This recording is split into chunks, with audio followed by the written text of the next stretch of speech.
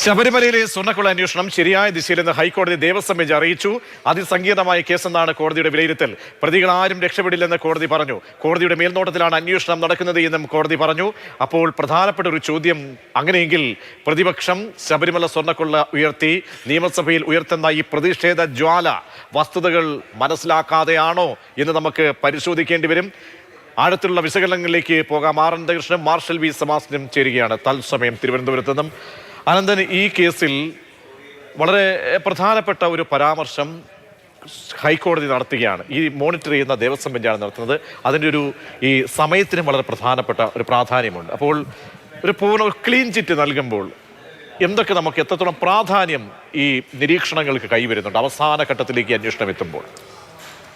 ഇന്ന് കൃത്യസമയത്താണ് ഹൈക്കോടതിയുടെ ഭാഗത്തുനിന്ന് ഒരു പരാമർശം ശബരിമല സ്വർണ്ണക്കൊള്ളയുമായി ബന്ധപ്പെട്ട് വന്നത്. കാരണം വലിയ ആശങ്കയുണ്ടായ ഈ ശബരിമല സ്വർണ്ണക്കൊള്ളയുമായി ബന്ധപ്പെട്ട് പൊതുജനങ്ങൾക്കും കേരളത്തിനുമൊക്കെ അയ്യപ്പ ഭക്തർക്ക് പൊതുവിലും ഒരു വലിയ ആശങ്കയുള്ളൊരു ദിവസമായിരുന്നു. കാരണം ഈ കേസിൽ ഒന്നാം പ്രതി ഉണ്ണികൃഷ്ണൻ പോറ്റിക്ക് രണ്ടാമത്തെ കേസിലും സ്വാഭാവിക ജാമ്യം ലഭിക്കും എന്ന സ്ഥിതിയിൽ എത്തി നിന്ന ഒരു ദിവസമാണ്. ഇന്ന് കോടതി ആ ഹർജി പരിഗണിച്ചു. അതിൻ്റെ ഉത്തരവ് പറയാൻ വേണ്ടി മാറ്റിവെച്ചിരിക്കുകയാണ്. അതിൽ സ്വാഭാവിക ജാമ്യം സാധാരണഗതിയിൽ ഹർജി പരിഗണിച്ചാൽ അപ്പോൾ തന്നെ കൊടുക്കുന്നതാണ്. പക്ഷേ ഇതിനകത്ത് നിന്ന് വാദം കേട്ടു, അത് മാറ്റിവെച്ചിരിക്കുകയാണ്. ഏതായാലും ഹൈക്കോടതിയുടെ ഇന്നത്തെ പരാമർശം വളരെ ആശ്വാസകരം കൂടിയാണ്. കാരണം ഈ ശബരിമല സ്വർണ്ണക്കൊള്ളയുമായി ബന്ധപ്പെട്ട അന്വേഷണം ഏത് വഴിക്ക് പോകുന്നു, അതിൻ്റെ സ്ഥിതി എന്താണ്? കാരണം അതിന് മുൻപൊക്കെയുള്ള സ്ഥിതി നമുക്കറിയാമായിരുന്നു. ഹൈക്കോടതിയുടെ ഉത്തരവുകളിൽ നിന്നും പ്രതികളെ അറസ്റ്റ് ചെയ്യുന്നതിൽ നിന്നും ഒക്കെ എങ്ങോട്ടാണ് ഇതിൻ്റെ നീക്കം എന്നൊക്കെയുള്ളത് മാത്രമല്ല ചില സൂചനകൾ അന്വേഷണ സംഘത്തിൽ നിന്നൊക്കെ ലഭിച്ചിരുന്നു. പക്ഷേ സ്വർണ്ണപ്പാളികളുടെ ശാസ്ത്രീയ പരിശോധനയുമായി ബന്ധപ്പെട്ട ഫലം VSCയിൽ നിന്ന് ലഭിച്ച ശേഷം സ്വിച്ച് ഇട്ടതുപോലെ നിൽക്കുകയാണ്. എങ്ങോട്ടും നീങ്ങാൻ പറ്റാത്ത രീതിയിൽ അന്വേഷണം വഴിമുട്ട് നിൽക്കുന്നു. അതിന് തൊട്ടുപിറകെയാണ് പ്രതികളിൽ മുരാരി ബാബു, ശ്രീകുമാർ, സുധീഷ് കുമാർ ഒക്കെ സ്വാഭാവിക ജാമ്യം ലഭിച്ച് പുറത്തു വന്നത്. അതിന് തൊട്ടു പിന്നാലെ ഉണ്ണികൃഷ്ണൻ പോറ്റി കൂടി, ഒന്നാം പ്രതി കൂടി, ഈ ആസൂത്രകൻ കൂടി പുറത്തിറങ്ങിയാൽ സാക്ഷികളെ സ്വാധീനിക്കാനും തെളിവ് നശിപ്പിക്കാനും ഒക്കെ സാധ്യതയുണ്ടെന്ന് ആശങ്കപ്പെടുന്ന ഒരു പ്രതി സ്വാഭാവിക ജാമ്യം നേടാൻ നിൽക്കുന്നു. അപ്പോൾ ഇന്ന് അതിൻ്റെ തീരുമാനം വരും. അപ്പോഴാണ് കോടതി പറഞ്ഞൊരു വാക്ക്, അങ്ങനെ ജാമ്യം കിട്ടിയാലും ഈ ഹൈക്കോടതിയുടെ ദേവസ്വം ബെഞ്ചാണ് എക്സാക്ട്ലി അതിനെ മോണിറ്റർ ചെയ്യുന്നത്. അപ്പോൾ ഈ മറ്റ് ബെഞ്ചുകളിലേക്ക് ജാമ്യ ഹർജിയുമായി ബന്ധപ്പെട്ട് പലപ്പോഴും കേസ് വരുമ്പോൾ ജസ്റ്റിസ് ബദറുദ്ദീൻ്റെ ബെഞ്ച് ഇതിനും വളരെ വ്യത്യസ്തമായിട്ട്, കാരണം പൊതുസമൂഹത്തിന് ഉള്ള ഒരു സംശയം കൂടി അത് ഒന്ന് ആ സംശയം മാറ്റണം, അതുകൊണ്ട് പറയുകയാണ്. അങ്ങനെ എന്തുകൊണ്ടായിരിക്കും ആ ഒരു ബെഞ്ച് അതിനിശ്ചിതമായി വിമർശിച്ചത്? കാരണം ഒരു തിരഞ്ഞെടുപ്പിന്റെ ഘട്ടത്തിൽ ഈ അന്വേഷണം മരവിപ്പിച്ചു, മന്ദീഭവിക്കപ്പെട്ടു എന്നൊരു കോടതിക്ക്, വേറെ ആരുമല്ല പറയുന്നത്, ഒരു കോടതി, ഒരു സിംഗിൾ ബെഞ്ചിന് എന്തുകൊണ്ട് അങ്ങനെയെങ്കിൽ പറയേണ്ടി? അതിലൊരു പ്രശ്നമുണ്ട് പ്രതീക്ഷ. കാരണം ഇന്നിപ്പോൾ നമുക്കറിയാം ഈ കേസിന്റെ അന്വേഷണം തുടങ്ങി, അതിനുശേഷം വിവിധ ഘട്ടങ്ങളിൽ പലതരത്തിലുള്ള ഉത്തരവുകൾ പുറത്തിറങ്ങിയപ്പോഴും വലിയ ആരോപണങ്ങൾ SIT നേരിട്ടപ്പോഴുമൊക്കെ ഹൈക്കോടതി ദേവസ്വം ബെഞ്ചിൽ നിന്ന് വന്ന ഉത്തരവുകളിലൊന്നും ഈ SITയുടെ അന്വേഷണത്തെ എവിടെയും വിമർശിച്ച് കണ്ടിരുന്നില്ല. മാത്രമല്ല അന്വേഷണത്തിന് എന്തെങ്കിലും കുഴപ്പമോ അപാകതയുണ്ടെന്നോ ദേവസ്വം ബെഞ്ച്, ഈ അന്വേഷണം മോണിറ്റർ ചെയ്യുന്ന ബെഞ്ച് ഇതുവരെയും പറഞ്ഞിട്ടില്ല. അപ്പോൾ അന്വേഷണം കൃത്യമായി തന്നെ പോകുന്നു എന്നാണ് ഏറ്റവും ഒടുവിൽ വന്ന വിശദമായ ഉത്തരവിലും ഈ ദേവസ്വം ബെഞ്ച് പറഞ്ഞിരുന്നത്. പക്ഷേ ഈ ജാമ്യ ഹർജി വരുന്ന ബെഞ്ച്, സിംഗിൾ ബെഞ്ച്, ആ ബെഞ്ച് ഇതിൽ നിന്ന് വ്യത്യസ്തമായ ഒരു നിലപാടാണ് ഈ കേസിൻ്റെ ജയശ്രീ എന്ന ഉദ്യോഗസ്ഥ, പ്രതിയാർക്കപ്പെട്ട ഉദ്യോഗസ്ഥരുടെ ജാമ്യ ഹർജി എടുക്കുന്നത് മുതൽ എടുത്തത്. ഒരുപക്ഷെ എന്തുകൊണ്ടാണ് അങ്ങനെ ആ ബെഞ്ച് ഇങ്ങനെയുള്ള നിരീക്ഷണങ്ങൾ നടത്തുന്നത്? അപ്പോൾ അവിടെ എത്തുന്ന റിപ്പോർട്ടിന്റെ അപര്യാപ്തത കൊണ്ടാണോ, വിവരങ്ങളുടെ അപര്യാപ്തത കൊണ്ടാണോ? എന്തു വന്നാലും ഇപ്പോൾ ഇന്നത്തെ ഹൈക്കോടതിയുടെ ഈ CBI അന്വേഷണവുമായി ബന്ധപ്പെട്ട ഹർജികൾ എടുത്തുകൊണ്ട് ഹൈക്കോടതി ഈ കാര്യത്തിൽ വ്യക്തത വരുത്തുമ്പോൾ ഒരു കാര്യം നമുക്ക് പറയാതെ വയ്യ. കാരണം ഈ അന്വേഷണം നടത്തുന്ന മോണിറ്റർ ചെയ്യുന്ന ബെഞ്ചിന് പരാതി ഇല്ലെങ്കിൽ പിന്നെ എന്തിനാണ് ഹൈക്കോടതിയുടെ മറ്റൊരു ബെഞ്ച് ഇങ്ങനെ നിരന്തരം വിമർശനം ഉന്നയിച്ചത്? അപ്പോൾ ആ വിമർശനങ്ങളിൽ ആൾക്കാർ രാഷ്ട്രീയ സംശയം ഉന്നയിച്ചാൽ കുറ്റം പറയാൻ പറ്റുമോ? പ്രതിപക്ഷത്തിന് അല്ലെങ്കിൽ ഈ അന്വേഷണത്തെ വിമർശിക്കുന്നവർക്ക് കൃത്യമായി രാഷ്ട്രീയ ആയുധങ്ങൾ ഇട്ടുകൊടുക്കുകയല്ല ആ ബെഞ്ച് ചെയ്തതെന്ന് ആരെങ്കിലും കുറ്റം പറഞ്ഞാൽ അതിനെ കുറ്റം പറയാൻ പറ്റില്ല. തീർച്ചയായും അവിടെ അങ്ങനെയെങ്കിൽ മാർഷൽ, ഈ സിംഗിൾ ബെഞ്ചിന് അപ്പുറത്തേക്ക് സിംഗിൾ ബെഞ്ചിന്റെ നിരീക്ഷണങ്ങളെ പിടിവള്ളിയാക്കിയാണ് നിയമസഭയിൽ പ്രതിപക്ഷം ഏറ്റവും അവസാനത്തെ ഈ സഭാ സമ്മേളനത്തെ പ്രക്ഷുബ്ധമാക്കിയത്, അസാധാരണമായ രീതിയിൽ സമരമുറകൾ സഭയിൽ സ്വീകരിച്ചത്. ഇന്നത്തെ ഈ ഡിവിഷൻ ബെഞ്ചിന്റെ, അതായത് ദേവസ്വം ബെഞ്ചിന്റെ ഈ വ്യക്തതയോടുകൂടി അതിലൊരു ക്ലാരിറ്റി വരികയാണോ? അങ്ങനെയെങ്കിൽ ഒരു അബദ്ധത്തിലേക്ക്, ഒരു പടുകുഴിയിലേക്ക് ഈ പ്രതിപക്ഷം വീണു എന്ന് നമുക്ക് നിരീക്ഷിച്ചാൽ തെറ്റ് പറയാൻ കഴിയുമോ? അല്ല, ഞങ്ങളുടെ നാട്ടിൽ ഈ റബ്ബറിന് കടുംവെട്ട് വെട്ടുക എന്ന് പറഞ്ഞൊരു പ്രയോഗമുണ്ട്. അതങ്ങനെ ഒരു സംഭവം നടക്കാറുണ്ട്. അതായത് ഒരു റബ്ബർ മരം സ്ലോട്ടർ കൊടുക്കുക, അതും മാക്സിമം വെട്ടിത്തീർന്നതിന് ശേഷം അവസാന വർഷം എത്തുമ്പോൾ മാക്സിമം അതിനെ വെട്ടാൻ നോക്കും. അപ്പോൾ മുകളിൽ നിന്നും താഴെ നിന്നും ഒക്കെ അല്ലേ, അതെന്താ കണ്ടിട്ടില്ല, അങ്ങനെ വെട്ടും. എന്ന് പറഞ്ഞ പോലെയാണ് 15ാം കേരള നിയമസഭയുടെ 16ാമത്തെ സമ്മേളനമാണ് ഈ നടന്നുകൊണ്ടിരിക്കുന്നത്. ഈ സമ്മേളനം കഴിഞ്ഞ് നേരെ ഇറങ്ങാൻ പോകുന്നത് നിയമസഭാ തെരഞ്ഞെടുപ്പിലേക്കാണ്. ഒരുപക്ഷെ ഈ സമ്മേളന കാലയളവിൽ തന്നെ ഡേറ്റ് പ്രഖ്യാപിച്ചേക്കാം. അങ്ങനെയാണെങ്കിൽ ഈ ബജറ്റോടുകൂടി ഈ സർക്കാർ ഇറങ്ങുന്നു, അടുത്ത സർക്കാർ വരാൻ വേണ്ടിയുള്ള പോരാട്ടം നടക്കുകയാണ്. അപ്പോൾ അതിന് വേണ്ട ആയുധങ്ങൾ കോപ്പുകൂട്ടേണ്ടതുണ്ട്. അതിനകത്ത് ഏറ്റവും വലിയ ആയുധമായിട്ട് UDF കണ്ടെത്തിയേക്കുന്നത് ശബരിമല എന്ന പ്രശ്നമാണ്. ശബരിമലയിലെ വിഷയം ഉയർത്തിക്കൊണ്ടുകൊണ്ട് മാത്രമേ പ്രതിപക്ഷത്തിന് മുന്നോട്ട് പോകാൻ വേണ്ടി സാധിക്കുകയുള്ളൂ. അല്ലാതെ സർക്കാരിൻ്റെ ഭരണത്തെയോ ഭരണ നേട്ടങ്ങളെയോ അല്ലെങ്കിൽ അഴിമതിയോ ഒന്നും പിന്നെ മുന്നോട്ട് വെക്കാൻ പറ്റില്ല. ഈ ഒരേ പല്ലവി സ്വർണ്ണം കട്ടവൻ ആരപ്പ അത് സഖാക്കളാണ് അയ്യപ്പ എന്നുള്ള മുദ്രാവാക്യം ഉയർത്തിക്കൊണ്ട് തെറ്റ് പറയാൻ കഴിയുമോ? കൈപ്പള്ളി പറഞ്ഞ ചോദ്യത്തിന് ആദ്യം മറുപടി പറയട്ടെ, അത് കഴിഞ്ഞ് രണ്ടാമത്തേന് പറഞ്ഞുതരാം. അപ്പോൾ സ്വാഭാവികമായിട്ടും പ്രതിപക്ഷം ഈ ഒരു വിഷയം ഏറ്റെടുക്കുമ്പോൾ കോടതി നിശ്ചയിച്ച ഒരു SIT ആണ് ഇത് അന്വേഷിക്കുന്നുള്ള കാര്യം അവർ മറന്നു പോവുകയാണ്. അതിൻ്റെ ഡിവിഷൻ ബെഞ്ച് നേരത്തെ അനന്തം വ്യക്തമാക്കിയ പോലെ ഡിവിഷൻ ബെഞ്ച് വളരെ കൃത്യമായിട്ട് ഇതിനെ നിരീക്ഷിക്കുന്നുണ്ട്. അത് അല്പം മുമ്പ് നിരീക്ഷിച്ചു. ഇവിടെ പ്രതിപക്ഷ നേതാവ് ആദ്യം പറഞ്ഞിരുന്നത് എന്താണ്? 2 ഉന്നത IPS ഉദ്യോഗസ്ഥന്മാർ ഇത് പ്രശ്നമുണ്ടാക്കുന്നു, അവരെ സർക്കാരിൻ്റെ ഭാഗമായി നിർത്തുന്നു എന്നാണ്.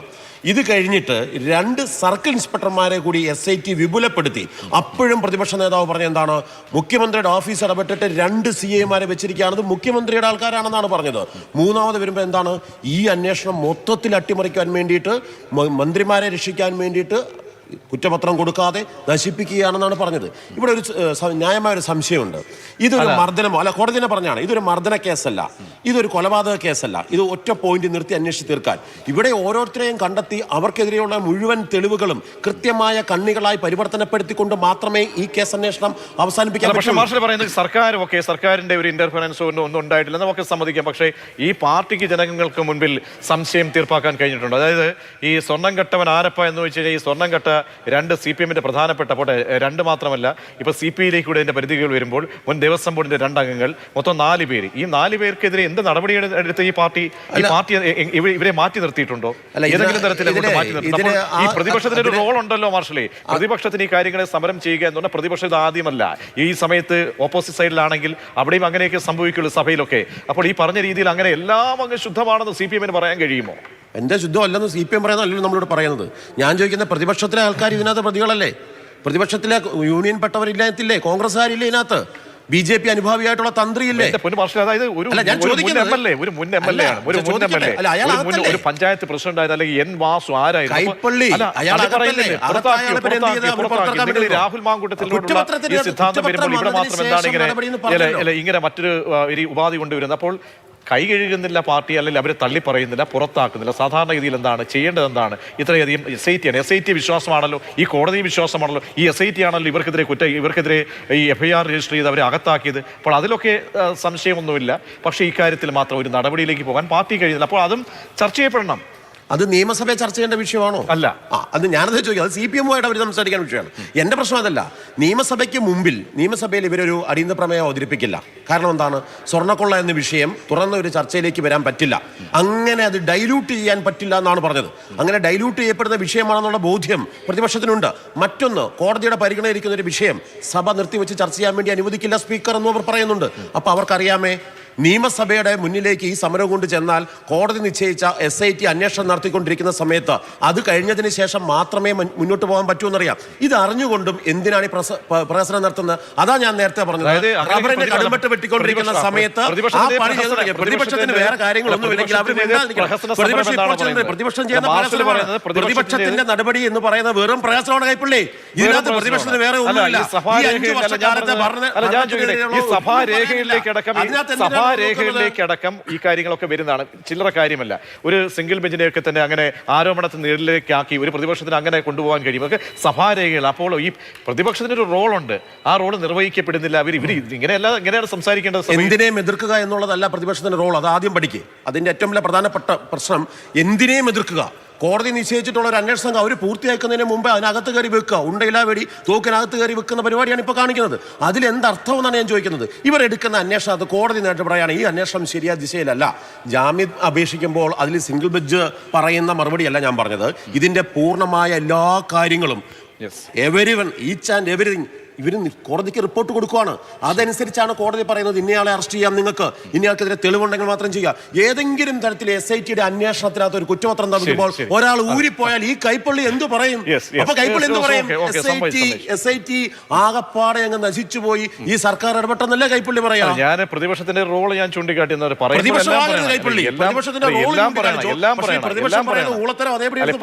നോക്കുമ്പോൾ പൊളിറ്റിക്കലി നിങ്ങൾക്ക് പറയാൻ അർഹതയില്ല. ഈ രണ്ടുപേരെ പുറത്താക്കി കൈ കഴുകി ഒക്കെ എല്ലാം ഭദ്രമാണെന്ന് പാർട്ടി പറഞ്ഞാൽ ഞാൻ സർക്കാരിന്റെ പറയില്ല, CPM പറയാനുള്ള യോഗ്യത ഇല്ലെന്നാണ് പറഞ്ഞത്. CPM അത് പറയാൻ യോഗ്യയില്ല, സർക്കാരിന് വേണമെങ്കിൽ അവകാശപ്പെടാം. ഞങ്ങൾ ഒരു ഇടപെടൽ നടത്തിയിട്ടില്ല. നിയമസഭയിൽ അവിടെ ഇരിക്കുന്നവരാരും ഓട് വിളിച്ച് വന്നതല്ല കൈപ്പള്ളി. ഒരു കാര്യം ഞാൻ പറയട്ടെ ആനന്ദൻ, ഇക്കാര്യത്തിൽ ഇനി നമുക്കിതേ പൊളിറ്റിക്കലി നിയമപരമായിട്ട് രണ്ട് ദിശയിലൂടെയാണ് ഇപ്പോൾ ഈ സംഭവങ്ങളൊക്കെ പോകുന്നത്. നിയമപരമാണ് ആത്യന്തികമായിട്ട് അതാണ് സംഭവിക്കേണ്ടത്. ഇക്കാര്യത്തിൽ എന്താണ് പ്രതിപക്ഷത്തിന് നമുക്കറിയാം, പ്രതിപക്ഷം ഈ കാര്യത്തിൽ ഈ വിഷയത്തിൽ എടുക്കേണ്ട ഒരു ടാക്ടിക് നയം എന്തായിരിക്കണം? ആദ്യം ഇതിനകത്ത് തന്ത്രി BJP കാരനാണെന്ന് ഇപ്പോഴാണ് ഞാൻ അറിയുന്നത്. ഇതുവരെ BJP കാർ അത് ഇതുവരെ അവകാശപ്പെട്ടിട്ടില്ല. മറ്റൊരു കാര്യം, ഇതിനകത്ത് ഇപ്പോൾ ഹൈക്കോടതി BJP അനുഭാവി എന്നാ പറഞ്ഞത്.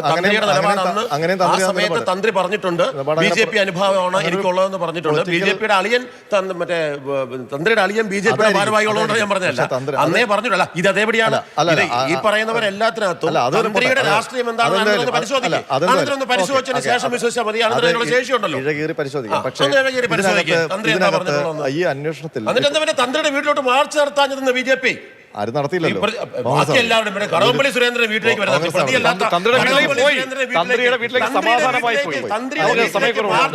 ഞാൻ BJP വക്താവായിട്ടല്ല പറഞ്ഞത്. അല്ല, ഞാൻ രാഷ്ട്രീയം വീട്ടിലേക്ക് മാർച്ച് നടത്താൻ ശേഷിയില്ലാത്ത BJP ബാക്കി പാർട്ടിക്കാരുടെ കടകംപള്ളി സുരേന്ദ്രന്റെ വീട്ടിലോട്ട് നടത്താൻ എന്തുകൊണ്ടാണ് BJP